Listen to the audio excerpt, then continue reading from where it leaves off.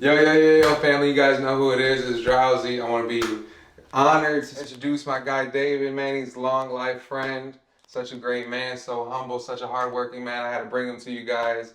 You know, this show's about learning, growing, and just spreading that positivity. So, I had to bring you on the show, bro. You got a beautiful business, awesome family. You've been my brother since day one, and we got to spread the message, man. Share your story, man. Well, I'm honored to be here. Thanks, bro. David Horvath, and I'm with Pig Pluckers. We do custom baits. I fish fishing tournaments. I got pro staff guys that we do baits for. Been doing it since 2017. It started out just up in my parents' attic. Got tired of, just like how all of us kind of got tired of buying stuff at this price, that price, and wanted to dabble into how can I do this for myself, Right. but also do it for others too. So 100%. start out with just me, doing the research, figuring out, because we're in Indiana, we aren't Canada, Minnesota. It's not a big fishing community around Right, here, right. so there's not many people to lean off of on getting the research and information I needed. So I did probably a year or two of research on the internet, finding out the stuff I needed to do the things that fit the fishing that I do. Finally got the things I needed, got them in, testing out things and using them when we'd go up north, and all of a sudden it grew into that. I'm buying more things and different types of molds to make different baits, and That's awesome.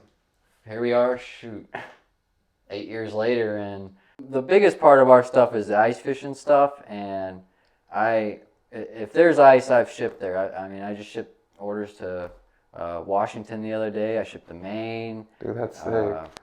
Even in Kentucky where they aren't getting ice, I got people down there ordering jigs. So yeah, I went from just starting it off for myself and seeing what could go to now I'm hitting the ground running. I love that you just, you took initiative to learn a craft that you love to do naturally and, decided to make it into a business. What was your why? Like, man, I want to do this. Like, we all get that, like, why? Like, man, I want to do this for myself or something. I've always worked with my hands, and I've always done That's true. He was always rigging some I'll be up in a tree, building a tree house, you name it, dude. I mean, even as a tyke, it's just what I like to do. And when I was a kid, I'd be on the job sites with my dad. He'd be up in a roof wiring a house, and I'd be out in the dirt building stuff, even in my diapers and stuff. So I've always wanted to do something, but I've just always kind of been an outcast and not like able to figure out like what's my niche, and it's always been right in front of me. I just didn't know, and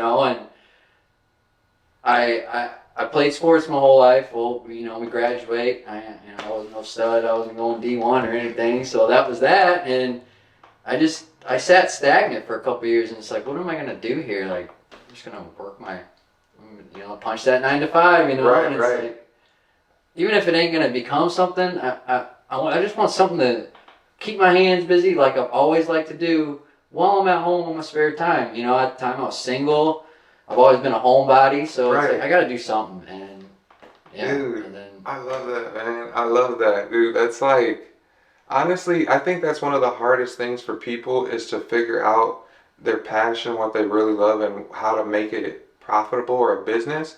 And what a lot of the times is, it's right in front of them. If you're just sitting in front of the TV crocheting, you should be doing some crochet, like, or just whatever. And it's just like, I love that to be able to speak to other individuals that have found what they love to do.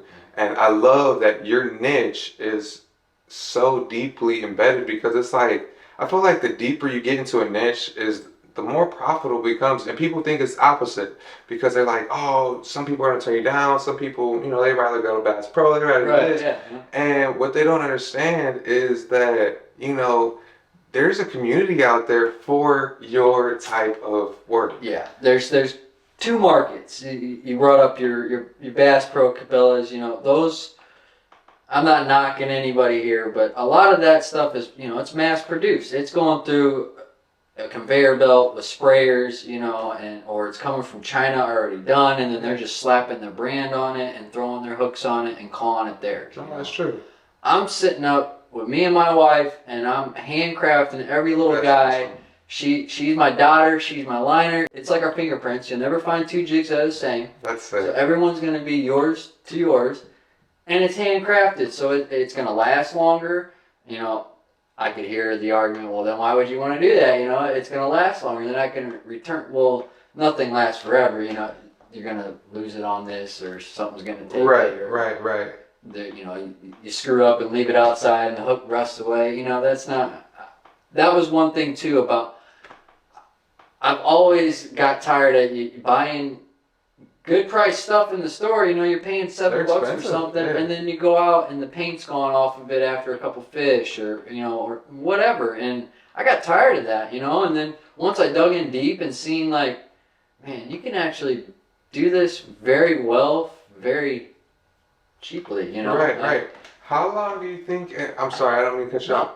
How long did it take you to have your learning curve of picking the right paints, choosing the right leads, doing the right things? How long did it take you to work out those kinks? And you know, well, where were you getting these things from?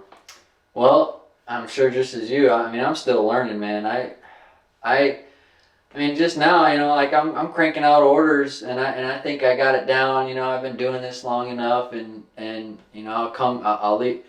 You know, there's a process to everything, but you know, my when I'm done with everything, I bake it in my oven for 20-25 minutes at a certain temp.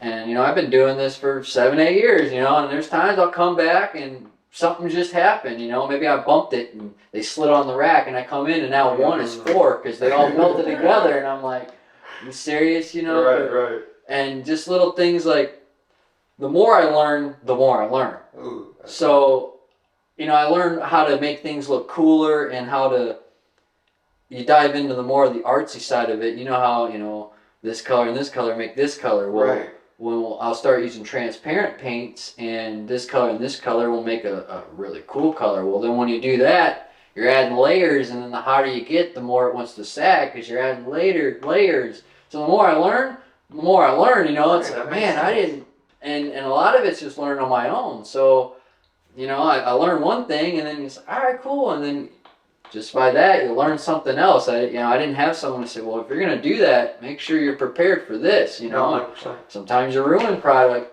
learning, but you know, I try to keep that the stuff that I ruin for the side, and practice on that. 2-3 years before I was confident enough to put my name on a product and put it out for someone to use it. I took it out and used it myself. My buddies, you know, hey, I'm working on this. Be honest. Tell me if, you know, my fishing buddies that I compete against, you know, guys that I look up to, I want you to tell me, you know, is this worth the shit or not, you know?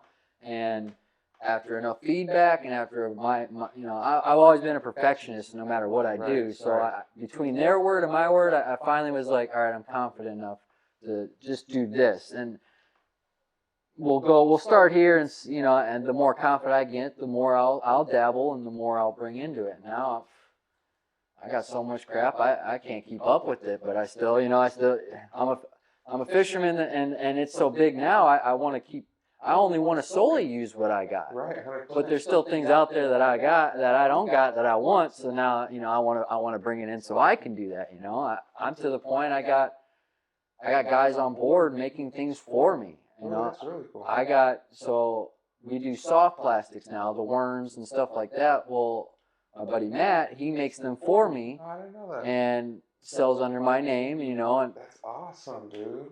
well, they can go into fishing rods. Then you know, you got to have a rod to throw, you know. Dude, So you hit so many spectrums just right now. Like, you got people working for you, which a lot of people have to understand. You can't do everything yourself. no, You have to be willing to pay somebody, take a pay cut, and produce more. You know, you got to be able to trust people and do things, and mistakes are gonna happen. Yeah. You know, mistakes are gonna happen, and I love that you put the time frame, because 2 to 3 years is a long time for a learning curve, and a lot of people don't understand that it takes that long, Yeah. dude. Like, it takes that long to actually be confident, 100%, know your ins and outs, know what's gonna happen, and try to produce something to the best of your ability.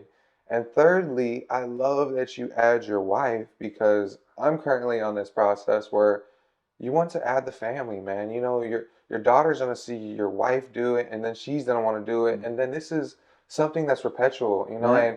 And you don't even have to teach her; she's gonna learn by watching. She's Yeah. watching you guys do things, and you know, when she comes of age and stuff like that. But just, I love that you are keeping it in the family, in the friends, and putting it to a higher level and higher level. I think that's a very hard and big step, which it was hard for me a lot of time because cutting profits is very hard for me. Mm-hmm. Like I Oh, yeah. I was like, work me till I'm a Yeah. dog, dragging my feet. Just don't take my money, man. But I'll sleep when I'm dead. right, I'll figure this out. exactly. So, but I've learned that by doing that, you give half-ass product. You drag yourself to be so stressed that the money comes and goes, man. You know, you got to be able to enjoy it and do different things. And why did you, just like me, why did you get into it in the first place? You loved it, and that's what you want. You know, it's your hobby, right? Right. If you get that mindset too long and too far, the love and the hobby's gone. You do it not to work. You don't want it to feel like work anymore, Yeah, right? 100%. And then all of a sudden it's like, man, screw this. I'm too overloaded. I don't want Yep. to do this anymore. Yep. And then you just ruin your dream. Once you get to where you wanted to be, then you have different visions of where you want to go next. And once you reach your goal, you'll never be done reaching goals. You'll never be done reaching where you want to just keep going, keep growing. It's just about doing that consistency, doing it in a structured way to where you can maintain it and still love it, and having fun, doing different things, enjoying different things, talking to different people. Because I know when you talk to people and they tell you about your product and how awesome it is, it just inspires you, Yeah, man. It just lights you up. makes you like, dude, I knew I did this Yeah, right. yeah. I knew that one was good. And you know, it just makes them feel good having those repeat customers, those people that are just gonna be loyal to you. And then once you start getting that ball rolling, it's a trickling effect. And it's, man, when it hits that hill, it goes down fast. What gets me through those every time, you know, and it comes always at the perfect moments. A lot of especially my pro staff guys, my guys that I give product to test for me, you know, they promote my product. So, you know, pro staff stands for promotional staff. So, you know, I give them gear, I give them product. In return, they promote it for me, and they use my gear. What really will strike me and get me going is when those guys will either, you know, win a tournament or blah blah, and we're at the weigh-in and they come to me and say, you know, hey man, I got them on your jig, or I got them on this, and I didn't even, you know, they whooped my ass, and I didn't even get them on my jig. It's like, damn, you're fishing my shit better than me. Dude, Like, that's it. that's right there will be like, and that's why I do it. Or I'll get a message on my Facebook page, and I'll open it up, and it's an 8-year-old kid holding a dinky fish, you know, but it's from his dad saying, you know, thank you, my son came That's out and went out, awesome, blah, blah, dude. blah. That's memories that you can never replace, never. They're going to remember you and Pig Pluckers for the rest of their life. Because that's one of those photos he pulls up when he's 50, 40. Hey, this is my first fish I caught, this and that. And, you know. Zoom in and be like, man, where that did that come from? Yeah, dude, that was me, Yeah. And that's a feeling of just like, you know, seeing something you produce and getting good reactions and good comments back is like forever fulfilling. But we have to understand that, like you said, nothing lasts forever, and there's gonna be those sour patches. There's gonna be those people that don't like your product, don't like you for whatever reason. Dude, I just had the other day. And, you know, it is what it is, but it made me realize, you know, I need to change my policy on certain things. But Yeah.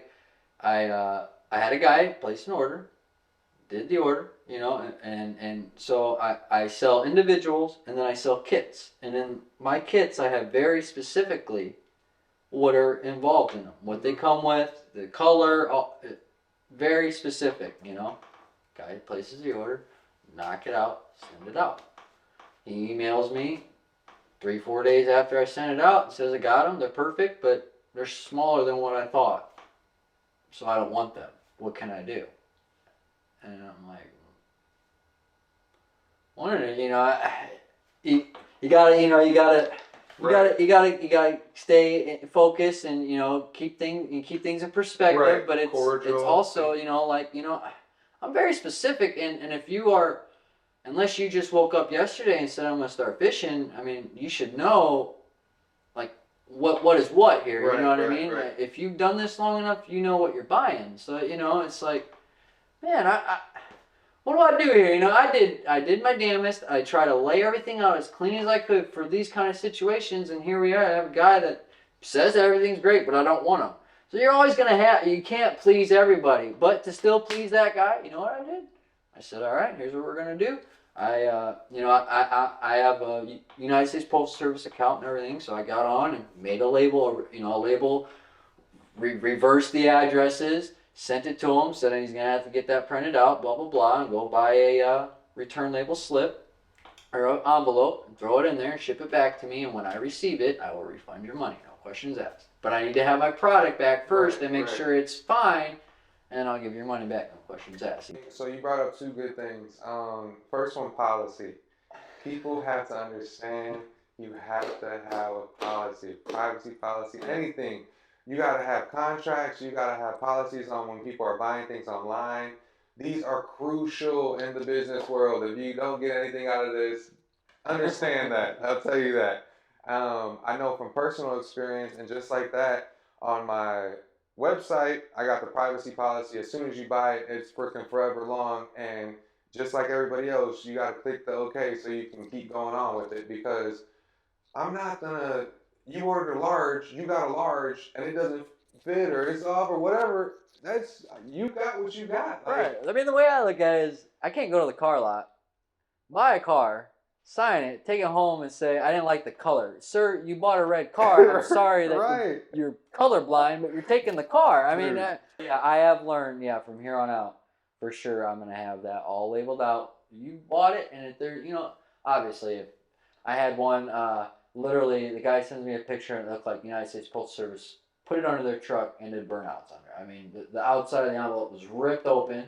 I don't even know how the product got to him in the envelope. And then my stuff, granted my stuff's good stuff, they had little tiny chips and stuff on it, and I had to replace the guy's order. Obviously, no questions asked. You send me pictures, I'm gonna get it. I'm gonna put you at the top of the list. I wonder what Get it that done. happened. I don't know, dude, but it literally looked like he sat it under the back tire and floored it. I mean, you could literally see tire marks over half of it, and then it just ripped after there. And I sent them in bubble packages. The bubbles that he packed, it literally was melted because the friction. I'm like, are you kidding me right now? That is crazy. No questions asked. I'll replace that, but I won't. I'm not gonna stand for a perfect product that is very descriptive on what you're getting, and then you just, because that tells me they found someone else, probably cheaper price, same look, whatever, and so I can get them for that.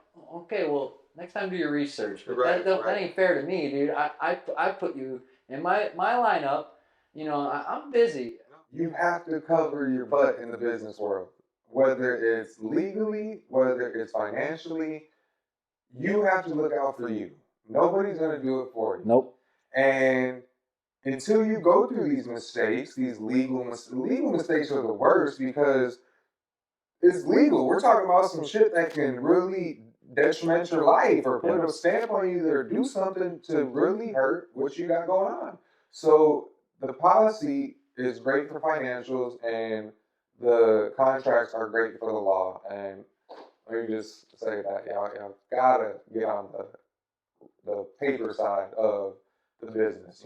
That's the crucial point, crucial element. Thank you for donating. 20% of the proceeds will be going to Feed the Hungry.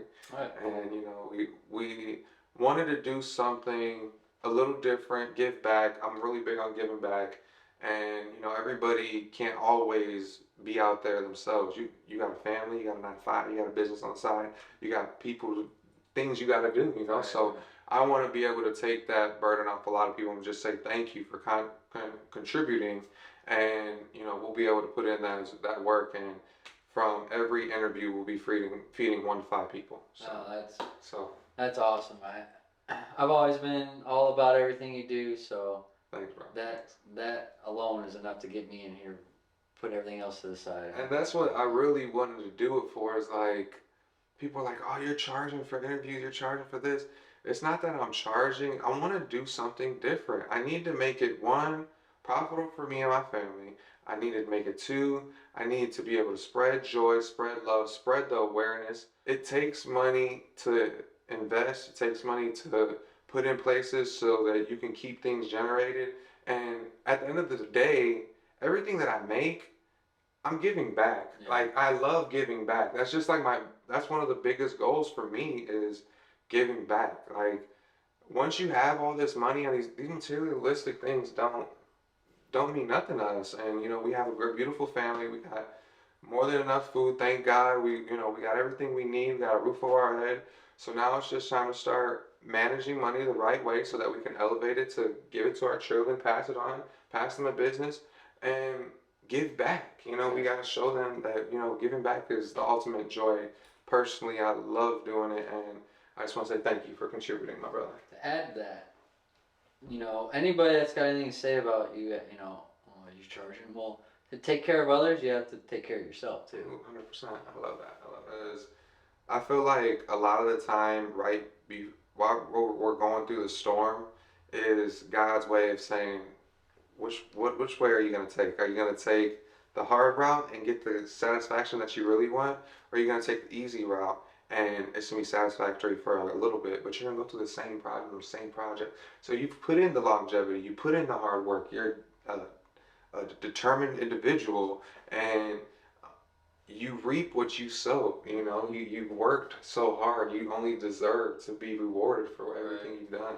So like, I love that not only are you doing your 9 to 5, you're including a side business so that you have something of your own. You have something that still generates money that you love, and it's just, dude, it's empowering, man. Because doing a 9 to 5, working and having a family, is probably one of the hardest things. There ain't enough hours in the day, man. Dude, I'll tell you there what. really isn't, man. And it's like, But it is good. Earlier you talked about the family being involved. That is one great thing about the family being involved, because when I'm working, I'm not working.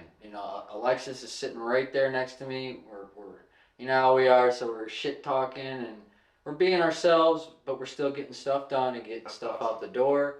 And I know Aliyah, she's still a little young, but I know she'll be out there with us doing the same thing. So that helps when the time and it's hectic. At least I can't say, like, oh, man, I wish I had more time with the family. 'Cause we get that still. That's awesome. And no matter what, I don't care how busy I am. Every night, me and her are in bed by 10:30. So I don't care how busy I am. When I'm home and start work, whatever time I start, I don't care. But when the clock strikes 8:30, 9 o'clock, we are done. I don't care how much I have to do. Because I have my 9 to 5, so I have to be up at 6:30 in the morning for work. So I can't go to bed too late. But I want our one-on-one time, our husband and wife time. So no matter what, I don't care how busy. When the clock strikes 8:39, we're done. We're going back in. I'm glad you said that, dude. Because our hour. That's another key point that we have to hit is structure and schedule are key elements to a business. Having a set schedule of like exactly what you said. I will only work from this time to this time, but nothing's gonna distract me. I'm gonna work this chunk just like if I was at work and actually do it. I think that's what that's what a lot of us have a hard time with is structuring that time and putting it aside and making sure that we only commit one thing to that, because then we got our phones, then we got this, somebody's texting us, somebody calls us, hey, let's chill, da, da, da. And then you start mixing too many things and doing too many things. So you have to look at your side hustle as just like the 9 to 5. They be on you about, you can't just leave and at your leisure and do what you want to do. Same thing with your business. You have to be there, be committed, and give the time to get back what you put in. Right, and the more committed you are during that little bubble, the more you're gonna, you can work 5 hours, but if you're distracted, on paper you only got an hour's worth of work done. But that's true. 3 hours, if this is off and we just have music playing and me and her chit chatting, I can get what I got done in 3, what I could have got done in 5 because I was messing around. That's awesome. Rather, close out the world, put your nose down, get it done, and then go back to living your life. That's the way it should be done, bro. For 2023, if you can choose one word, this is for my mom actually. She asked me this question, so thanks, mom. I love it. You brought a question I'm gonna ask everybody. For 2023, if you can choose one word to describe what you're gonna do to reach your goals, what would it be? Mine was structure. I need more structure. I need to be more scheduled. That's my lack is I'm a little bit of everywhere. I'm doing 10 things at once. I forget this and one thing leads to another and then I'm behind and I'm behind the whole day and that is what I need to do. I do great physically, mentally, spiritually, but I'm chaotic when it comes to my mess and the way I carry things and do things. It gets done. It gets done. So if you could choose one word, what would your word be? Efficient. Efficient? Efficient. All Dude, day. and I think you're efficient as heck. That's why. That's when I'm at work, my guys, I tell them all the time, we will be in a well-oiled machine. And that's why we get shit done and it's done right. And you're efficient, and as long as you're efficient, everything else, even your scheduling, as long as you're efficient with everything with it, and it all comes in, and that. And I love will always be my that thing. you chose that word so quick because you already. I was sitting there thinking, shut up, let me. Dude, and that's what you are. So to hear that, dude, you're one of the most determined people I know. Even from when we were kids, if you got something set on your mind. It don't matter what obstacle or what you had to do, you would do it, man. And I love that about you. I remember one time I'm talking to you about the business, how it's going. We were fishing one time, and you were like, "Dude, I'm about to start a Facebook page and get this stuff going and doing this and that." You're like, "I already been dabbling in it, and now it's just time to be serious." And I'm like, "Dude, that's awesome, man." And now your Facebook's freaking booming, man. Your Pig Pluckers group chat is freaking insane and I love it, dude. It's I love that your community sticks together, dude. Sure. And that's really a really good thing. That's what we have a lot of people have lost sight of is you need those strong communities, those strong individuals that will stand for you, be by your side, go through the problems with you and guide you. Yeah. A lot of us are so judgmental nowadays. It's hard. Yeah.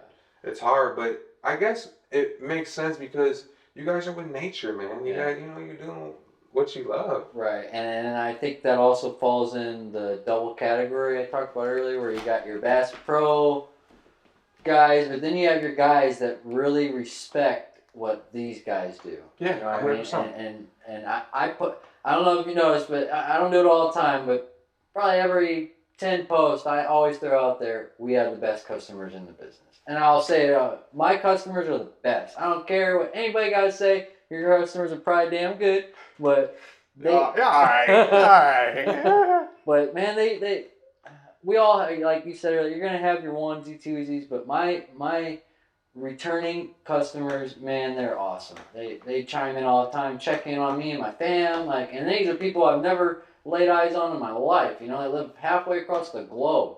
And, yeah, I probably just as much respect for them as they do me. This is going to be what we're going to do to wrap it up. What would you say to the entrepreneur or to the person that is scared to start their business, that is timid because of the problems, this, that, etc. They don't got the money. What would you say to them to help get them in the right mindset of, starting to do it or get it done, start that new business, do that new hobby, even if it's a little far-fetched, even if you think you can't make money off of it, what would you say to them? If it's a love, if it's something you truly love, it'll always end up A-okay. Because if you truly love it and it doesn't work out, you're still going to end up doing it. Like what I do.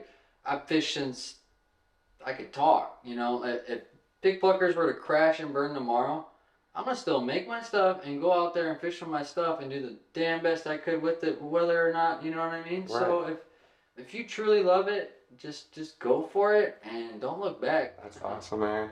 I thank you for coming, man. I thank you for speaking, letting people know a little bit about yourself. I know you're just like me. We're introverts, man. So it's hard for us to get in front of the camera and get, usually we're ducked off talking. Yeah, It just it's hard to sounds. pin us down. Yeah, exactly. So thank you guys. Go check them out, man. It's my dear friend. God bless you. Have another great day. Take care.